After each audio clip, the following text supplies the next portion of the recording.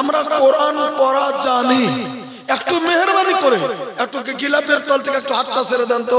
আমরা কে কে কোরআন পড়া জানি দেখি, একটু হাতটা তোলেন তো। এই ফিল্ডে যারা আছে, যারা কোরআন পড়া জানি এই কটা লোক দেখি, একটু আরেকটা বার হাত তোলেন তো দেখি। দেখেন কোরআন পড়া জানি 100-র মধ্যে 20% ধরে কোরআন পড়া জানি। এবার আল্লাহর ওয়াস্তে আমি একটা প্রশ্ন আপনাদের কাছে করব, যে কটা লোক কোরআন পড়া জানি আমরা সকালে আজকে কয়টা লোক কোরআন পড়েছি দেখি একটু? মিথ্যা না, ঠিক আছে। পার্সেন্টেজ কত আসছে দর্শক? আজকে ওলামা কেরাম বা প্যান্ডেল থেকে আমরা দেখতে পেরেছি সকালে আমরা কোরআন কটা লোক পড়েছি। আল্লাহ রাব্বুল আলামিন বলে দিলেন উতুলু, তেলাওয়াত করো কোরআন কারীম। তেলাওয়াত করব কেন? আল্লাহ রাব্বুল আলামিনের নবী বলে দিলেন, বলে কি, আমার সাহাবা কেরাম শুনে নাও, আমি আল্লাহ রাব্বুল আলামিনের নবী তোমাদেরকে জানিয়ে দিলাম ইকরাউল কোরআন, কোরআন কারীমটা পৃথিবীর জমিনের ভিতরে তেলাওয়াত করো, কোরআন কারীম তেলাওয়াত করো। কোরআন কারীম যদি তেলাওয়াত করো ফাইন্নাহু ইয়াতি ইয়াউমাল কিয়ামাতি শাফিআন লিআসহাবিহি, আল্লাহ রাব্বুল আলামিনের নবী স্পষ্টকরণ করে বলে দিলেন, এই কোরআন কারীম যদি তেলাওয়াত করো, এই কোরআন কারীম কঠিন কিয়ামতের দিন ওই কোরআন কারীম তেলাওয়াতকারীর জন্য আল্লাহ রাব্বুল আলামিনের দরবারে সেদিন সুপারিশ করবে। একবার জোরে সুবহানাল্লাহ বলেন। কঠিন কিয়ামতের দিন, এমন একটা কঠিন দিন আল্লাহ রাব্বুল আলামিন বলে দিয়েছেন, বলে কি, কঠিন কিয়ামতের দিন এমন একটা দিন ইয়াউমা ইয়াফিরুল মারউ মিন আখিহি, আল্লাহ রাব্বুল আলামিন বলে দিলেন কঠিন কিয়ামতের দিন এমন একটা ভয়াবহতার দিন। ভাই গো, আজকে যেমন ভাই ভাইকে যেমন আদর করি পৃথিবীর জমিনে, বড় ভাই ছোট ভাইকে মহব্বত করে, ছোট ভাই বড় ভাইকে মহব্বত করে, ভাই ভাইকে মহব্বত করে, একটা ভাইকে যদি কেউ মেরে দেয় আর একটা ভাই সঙ্গে সঙ্গে দৌড়াস, আমার ভাইকে তুমি কেন মেরে দিয়েছো? একটা ভাই যদি কষ্টে থাকে দৌড়ে আর একটা ভাই চলে যায়, কিন্তু কঠিন কিয়ামতের দিন একটা ভাই যদি একটা নেকির জন্য যদি সেদিন বিপদের ভিতরে পড়ে যায়, আল্লাহ রাব্বুল আলামিন হিসাব করতে শুরু করে দিলেন। হিসাব দিতে দিতে দিতে দিতে দিতে দিতে 2টা 5টা নাকি তারা নাজাই পড়ে গেছে। ভাই গো, মনে মনে মনে মনে মনে মনে ভাববে আমার 5টা নাকি শর্ট হয়ে গেল, আমি যাই দেখি তো আমার ছোট ভাই জমিনের ভিতরে আছে, আমি তাকে কত আদর করে লালিত পালিত করেছি, কত পৃথিবীর জমিনের ভিতরে টাকা পয়সা দিয়েছি, কত না মহব্বত করেছি, কাউকে আমি মারতে দেইনি, কাউকে আঘাত করতে দেইনি, আমি যাব আমার ছোট ভাইয়ের কাছে একটা নেকির জন্য। যখন চলে যাবে ছোট ভাইয়ের কাছে, পৃথিবীতে আদর করেছিলাম, আমি তোকে পৃথিবীতে খাওয়াইছিলাম, আমি তোকে পৃথিবীতে মেহনত করে বহুত কিছু তোকে দিয়েছিলাম, তোর কাছে অজস্র নাকি একটা দিবি? কোরআন সাক্ষী, ইয়াফিরুল মারউ মিন আখি, ভাই সেদিন ভাইয়ের কাছ থেকে ভেগে চলে যাবে, বলবে ভাই গো, তুমি তো আমাকে ভাই বলে সম্বোধন করেছো, কিন্তু আমি জেনে দিলাম পৃথিবীর জমিনের ভিতরে আমার কোনো ভাই ছিল না। অস্বীকার করবে, যত আদরের ভাই, যত মোহাম্মতের ভাই থাক না কেন গো, কঠিন কিয়ামতের দিন অস্বীকার করবে। ওই লোকটার কাছে নেকিওয়ালা ভাইটা সেদিন হাজিরা দিয়ে দেবে না। এত বিরাট বড় কঠিন দিন, ভাই ভাইয়ের কাছ থেকে সেদিন পালিয়ে যাবে, এ কথা আল্লাহ রাব্বুল আলামিন কোরআনে কারীমের ভিতরে বলেছেন। দ্বিতীয় শব্দটা বলেন আল্লাহ উম্মি, দ্বিতীয় নম্বরে তার মা। তখন মার কাছে যাবে, দেখি মা এত আদর করেছিল পৃথিবীর জমিনে, মা আমাকে বুকের দুগ্ধ পান করিয়েছিল, মা আমাকে কোলে তুলে মানুষ করেছিল, মা আমাকে 10 মাস 10 দিন পেটে রেখেছিল, মা বুকের দুধ পান করিয়েছে, মা আদর করেছে, মা না খেয়ে আমাকে খাওয়াচ্ছে। মার কাছে আমি যাব, তখন দূর দূর দূর দূর করে মার কাছে চলে যাবে। মা গো, এত আদর করেছো তুমি পৃথিবীর জমিনে, এত মোহাব্বত করেছো পৃথিবীর জমিনে, কোলে তুলে আমাকে খাওয়াইছিলে, সেদিন মুখের ভিতরে খাদ্য দিয়েছিলে। আজকে কঠিন কিয়ামতের দিন গো মা, তোমার কাছে অজস্র নেকি রয়ে গেছে, একটা নেকি আমাকে দিয়ে দাও। মা সেদিন বলে দেবে, না না, কাকে তুমি মা বলেছো? পৃথিবীর জমিনে আমার কোনো সন্তান ছিল না। মা সেদিন ভেগে যাবে। আল্লাহ বলে দিলেন, উম্মিহি, তোমার মা সেদিন তোমার কাছ থেকে ভেগে চলে যাবে। ওয়াবিহে, মোহাব্বতের বাবা ভেগে চলে যাবে। তাহলে তোমার মা বাবা ভেগে চলে যাবে। আল্লাহ তাআলা বলে দিলেন, ওয়া সাহিবাতিহি ওয়াবানি, সেদিন তোমার সঙ্গী, তোমার স্বামী বা তোমার সাথী যারা থাকবে তারা ভেগে চলে যাবে, তোমার সন্তান ভেগে চলে যাবে।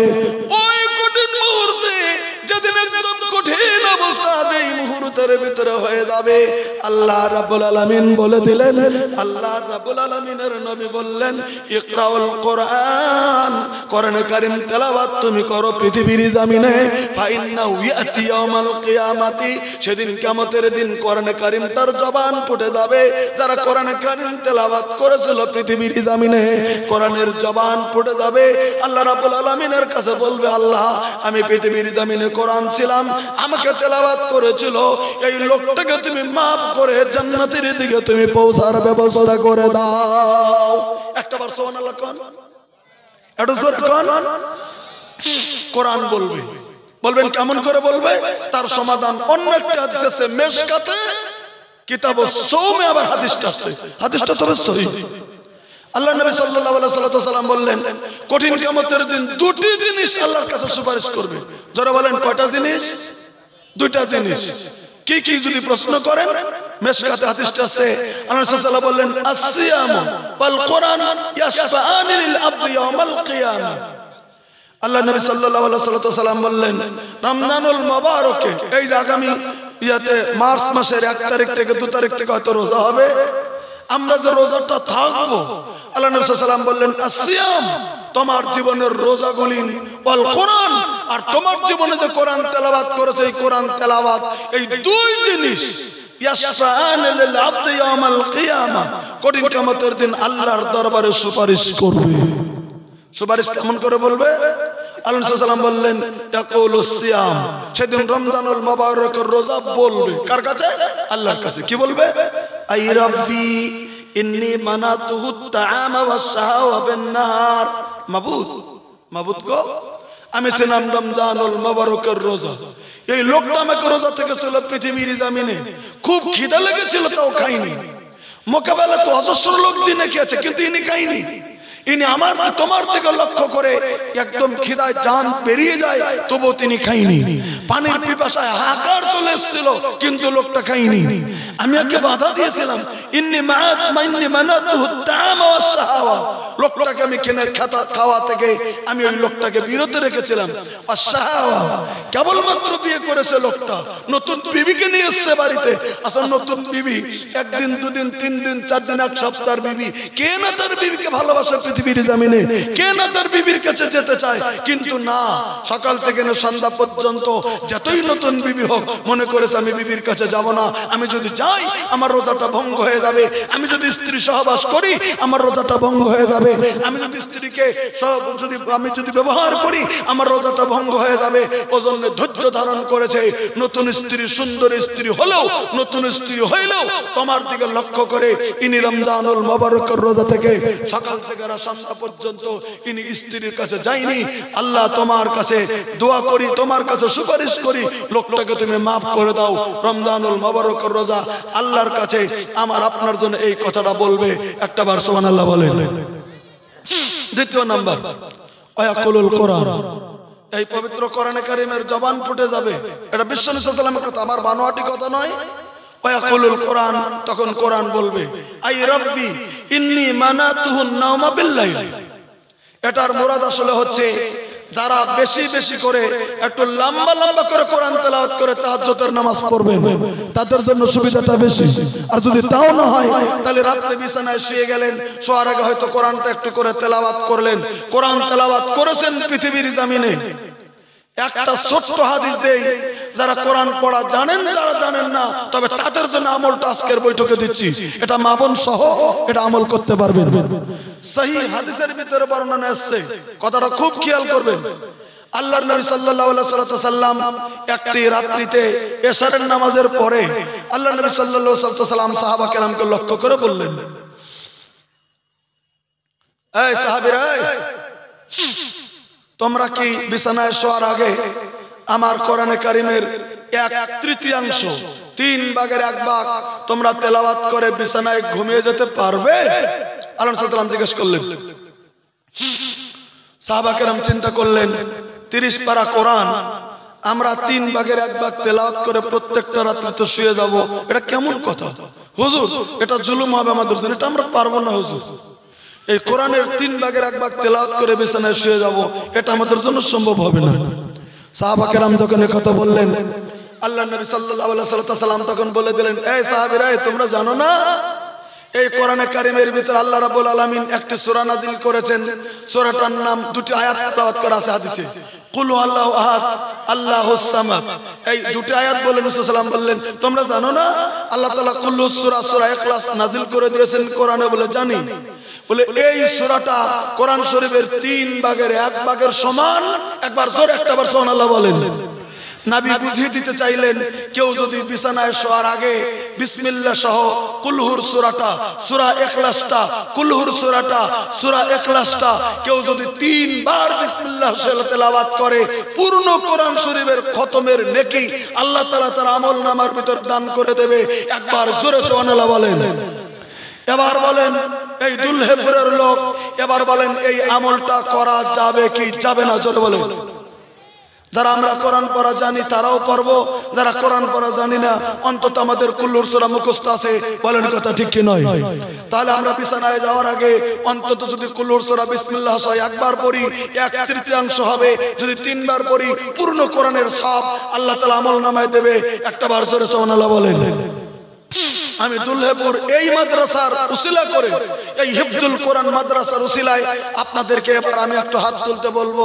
অন্তত আমি বলবো না যে প্রত্যেকদিন ওয়াদা আপনাদেরকে করাবো না, আমি শুধু বলবো মাসে 1 দিন, না হলে বছরে 1 দিন কুলুর সূরা বিসমিল্লাহ সহ আমরা যেন 3 বার পরে বিছানায় শুয়ে যাই। 1-2 জন লোক হাত তোলেন তো যে আমলটা করব। অন্তত বছরে 1 দিন, না হলে মাসে 1 দিন। লিল্লাহি তাকবীর। আল্লাহ তাআলা যেন আমাদেরকে করার তৌফিক দেয়।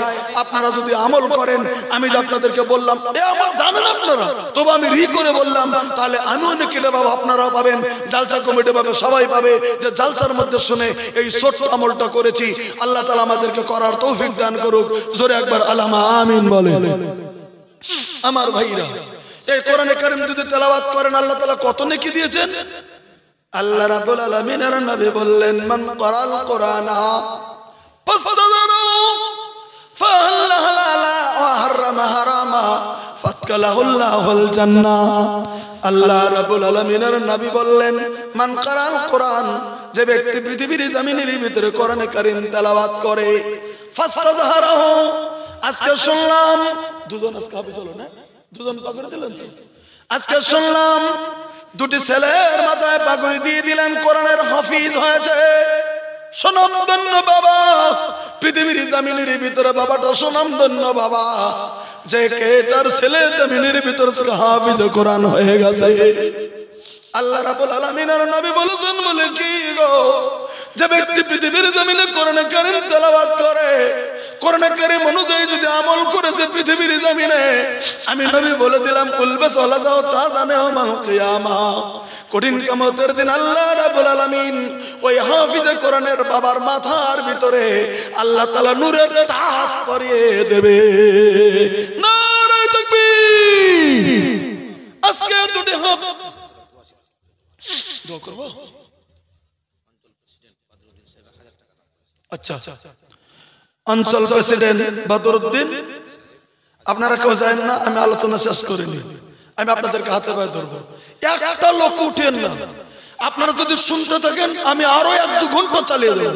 আমার যত কষ্ট হচ্ছে এটা বড় কথা নয়, এসছে যদি তবে এখন যে কটা লোক আছেন একটু দয়া করে থাকবেন, দেখি একটু জোরে বলেন থাকবেন, থেকে যান, উপকার হবে। একটা থাকবেন, আপনারা উঠবেন না, আমি আলোচনা এগিয়ে যাবো। শুধু এই দুটো দোয়া করবো তারপরে। জি কে দিয়েছে এটা? বাদরউদ্দিন সাহেব 1000 টাকা দিয়েছেন। জাযাকাল্লাহ হায়াকাল্লাহ, আল্লাহ যেন জাযায়ে খায়ের দান করে। একবার জোরে আল্লাহুম্মা আমিন বলে। জানি না ওনার ওয়ারিস পৃথিবীতে আছে না কবরে, যারা বেঁচে আছেন তাদেরকে আল্লাহ তিনি ইমান আমানে কায়েম রাখুক, আর যারা কবরে চলে গেছেন তাদের জীবনের গুনাহগাত আল্লাহ মাফ করে দিক। নারায়ে তাকবীর। আব্দুর রাকিব সাহেব 500 টাকা দিয়েছে, আল্লাহ তুমি তার দানকে কবুল মঞ্জুর করো। এই গ্রামের একজন জাকির হোসেন সাহেব ইনশাআল্লাহ 500 টাকা দিয়েছেন। জাযাকাল্লাহ হায়াকাল্লাহ। জনাব মাওলানা হাবিবুল্লাহ সাহেব জালসার সভাপতি সাহেব 1000 টাকা দিয়েছেন।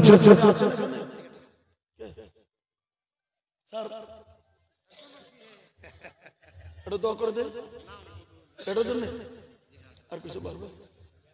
খালি সম্মান, খালি সম্মান, খালি সম্মানটা। আচ্ছা আচ্ছা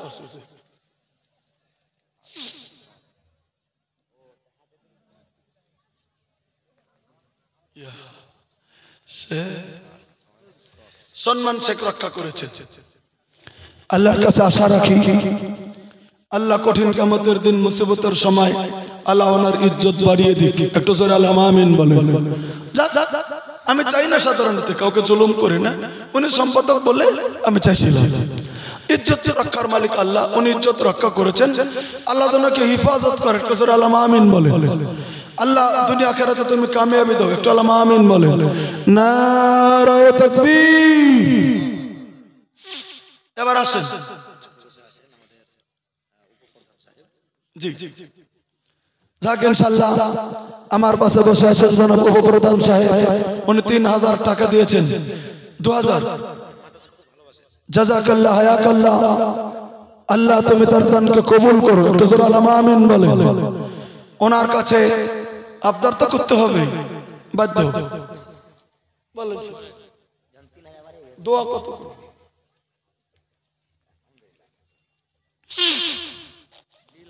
যাক ইনশাআল্লাহ আমাদের উপপ্রধান সাহেব আমার কাছে দিয়েছেন 2000 টাকা দিয়েছেন, আর বাকি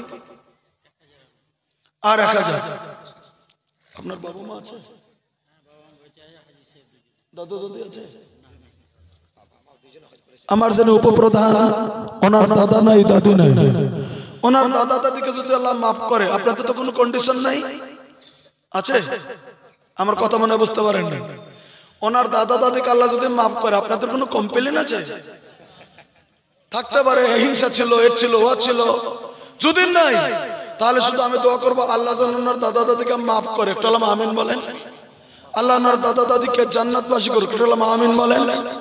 ওনার বাবা মা দুজনই হজ করে এসেছেন, আল্লাহ যেন ওনার বাবা মাকে পৃথিবীর জামিনের ভিতরে আরো সম্মান বাড়িয়ে দেন। একটু আল্লাহুম্মা আমিন বলেন। যতদিন বেঁচে থাকবে আল্লাহ তুমি ওনাদেরকে তুমি হেফাজত করে রাখো। একটু আল্লাহুম্মা আমিন বলেন। মরণের সময় তুমি কালেমা জবান নসিব করে ইন্তেকাল দিও। নারায়ে তাকবীর। আল্লাহ তুমি ওনার সংসার উন্নতি দাও, আল্লাহ তুমি কামাইতে বরকত দিয়ে দাও। একটু জোরে আল্লাহুম্মা আমিন বলেন। জাযাকাল্লাহ হায়াকাল্লাহ, আল্লাহুম্মা বারিক ফি আহলিকা আমালি।